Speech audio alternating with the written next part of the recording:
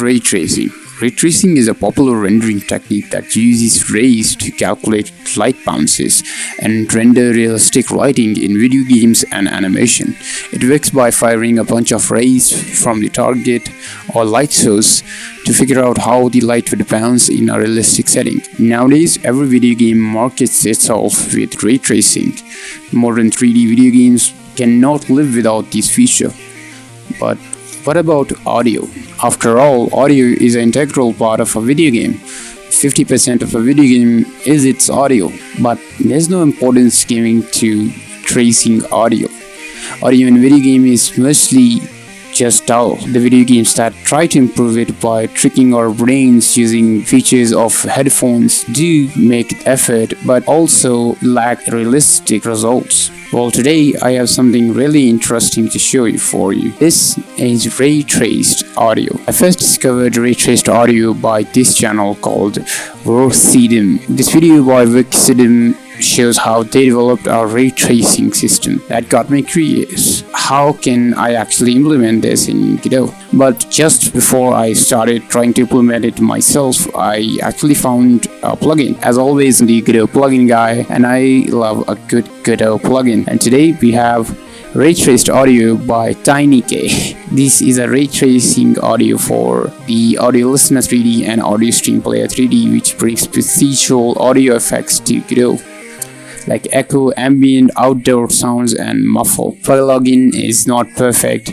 but it's a really good effort.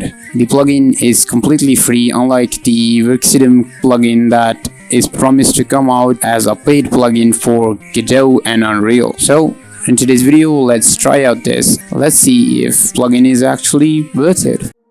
Take a look at this demo to see what the plugin is actually all about, and after that I'll show you how to install it.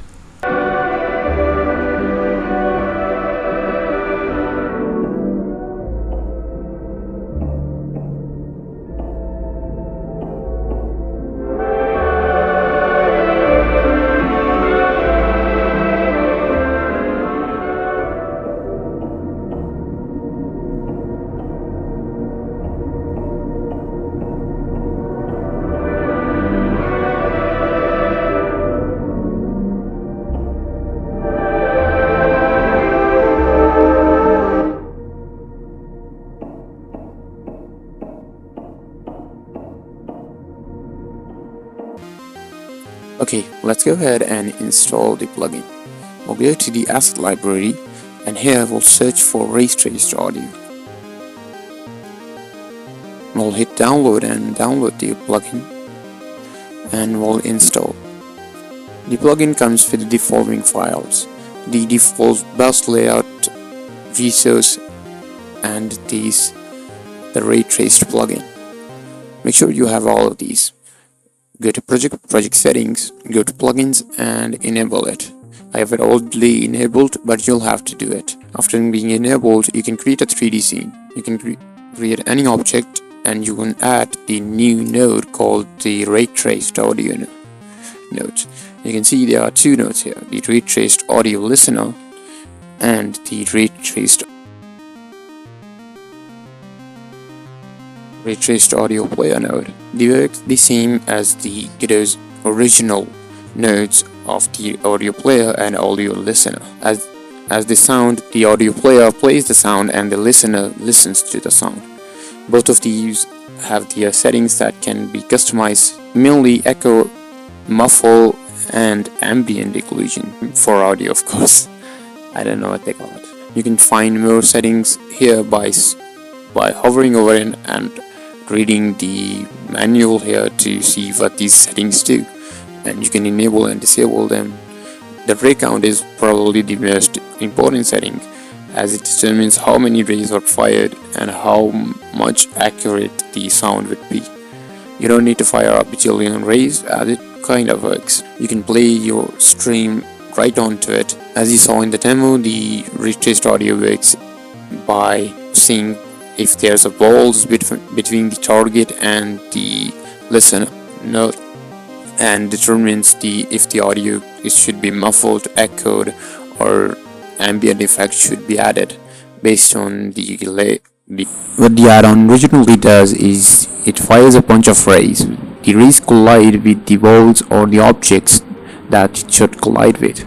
The further the objects, the more the echo. Similar to that, it uses different kind of rays to determine different kind of factors.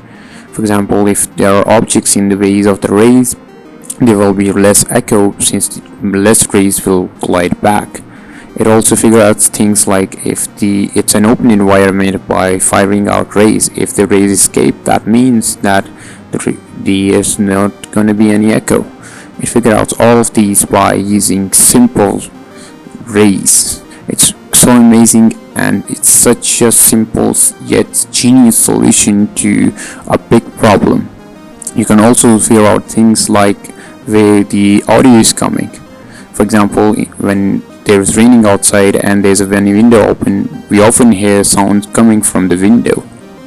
What it does is that we can use these rays function to actually determine and fake which direction the audio is coming from by firing rays and getting the direction of the last echo. This essentially makes it a new system that lets you determine which direction the audio is coming from really accurately. It will be so helpful in FPS games when an enemy is entering a door, or if a grenade is thrown out a window or anything like that.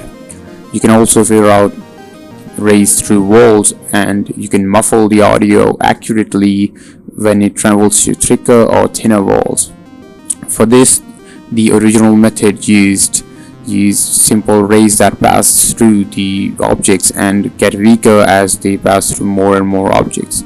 It's such a simple, in my opinion, you can actually figure it yourself maybe sometime, but I don't think one would have done that. It is such an ingenious solution. I will definitely link down the original video which you are watching at this time. There are 4 types of rays that the creator used. I don't really know how much of accurately this is implemented in the add-on, but the add-on itself gives us such an ingenious solution. It's so amazing the add-on was done, and definitely good add-on. You can see more info about the plugin on the GitHub repository. Here you can find the original video by Raytraced, which clearly indicates that the plugin is inspired by them. You can find a bit more information and how to use them. As I'm not an expert with the rays or audio, you can also find the manual to download it. Of course, you can also download it. And unlike my other videos, I will link this GitHub repository in the description.